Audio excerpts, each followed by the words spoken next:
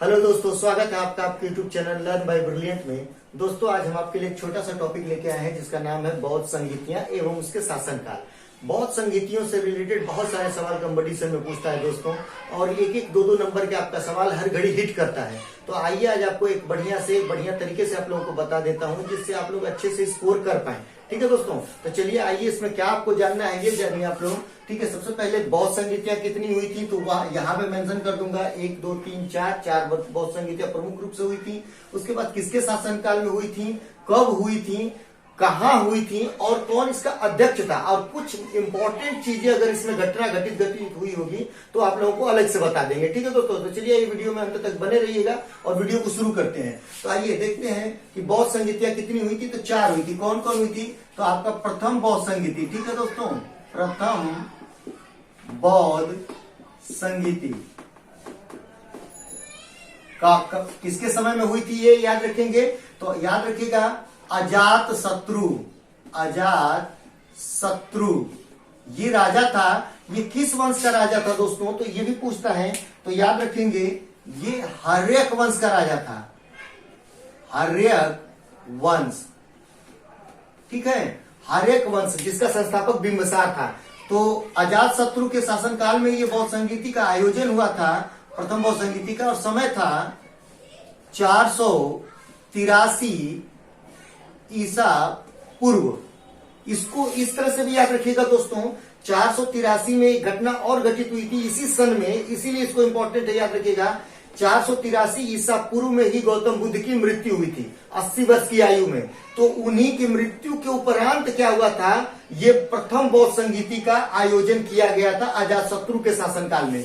जगह थी, स्थान पूछता है कि जगह कहाँ थी, तो याद रखेंगे राजगृह, क्योंकि मगध की राजधानी थी राजगृह, ये याद रखेंगे। ठीक है, और अध्यक्ष उस समय का कौन था?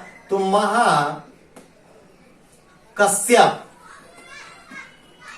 ठीक है दोस्तों, महाकश्यप।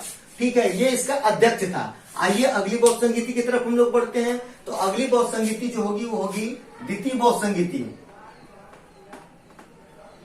द्वितीय बौद्ध संगीति किसके शासनकाल में होगी दोस्तों? तो याद रखेंगे ये जो होगा वो होगा कालाशोक।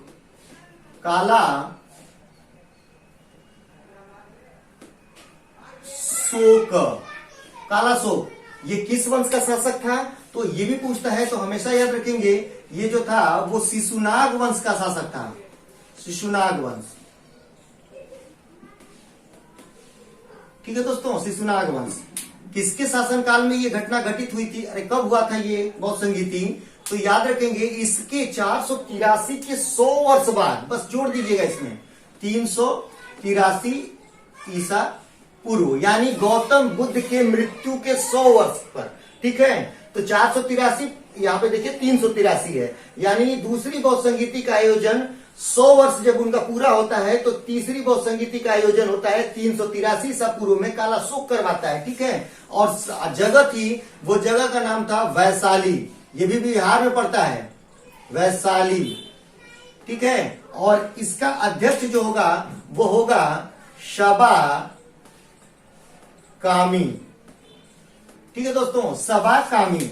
अगली बौद्ध संगीति की तरफ हम लोग बढ़ते हैं। अगली बौद्ध संगीति जो होगी वो होगी तृतीय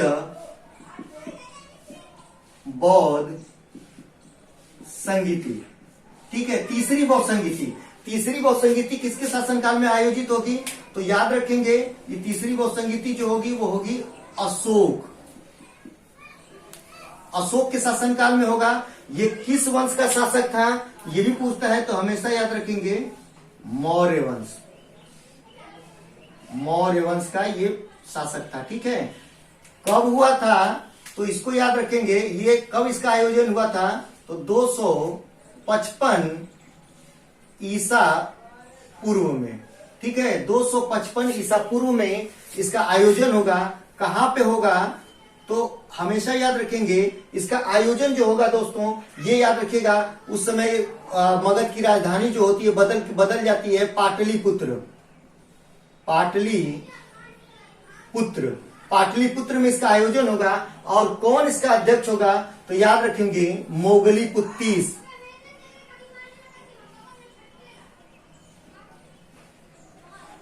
ठीक है दोस्तों, मोगलीपुत्तीस। ठीक, ये था। अगली बौद्ध संगीति की तरफ हम लोग बढ़ते हैं। तो अगली बौद्ध संगीति जो हुई थी वो हुई थी चतुर्थ बौद्ध संगीति। चतुर्थ बौद्ध संगीति ये किसके शासनकाल में हुआ था? तो कनिष्क के शासनकाल में होगा। और ये किस वंश का शासक था? तो याद रखिएगा कुषाण वंश। कुषाण वंश का ये शासक था। ठीक है, बहुत महान शासक था ये भी। और कब होगा ये सन? इसको याद रखेंगे प्रथम शताब्दी ईसवी में। प्रथम शताब्दी ईसवी में 3 बौद्ध संगीतियां दोस्तों याद रखेंगे। ये हमेशा ईसा पूर्व में होगा, लेकिन ये प्रथम शताब्दी ईसवी में होगा। ठीक है, किसके समय में होगा? तो अरे कहां पे होगा? तो याद रखेंगे कश्मीर।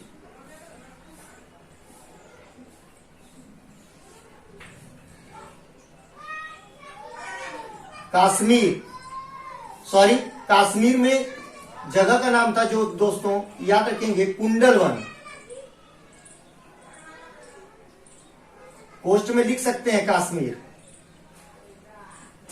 में ही, कुंडलवन जो है वो कश्मीर में ही पड़ता है। ठीक है, और इसका अध्यक्ष जो था दोस्तों हमेशा याद रखेंगे, इसका अध्यक्ष जो था वो था आपका वसुमित्र। कभी कभी यहां पे लिख देता है अश्वघोष, तो हमेशा याद रखेंगे अध्यक्ष जो होगा वो आपका होगा वसुमित्र। लेकिन अगर कभी पूछ दे कि चतुर्थ बौद्ध संगीति का उपाध्यक्ष कौन था, तो याद रखेंगे अश्वघोष। ठीक है, ये था अश्वघोष, उसका उपाध्यक्ष था। उस समय का अध्यक्ष जो था वो आपका वसुमित्र था। एक चीज और याद रखिएगा दोस्तों, इसी चतुर्थ बौद्ध संगीति में एक घटना घटित होती है जिसको बोलते हैं कि बौद्ध धर्म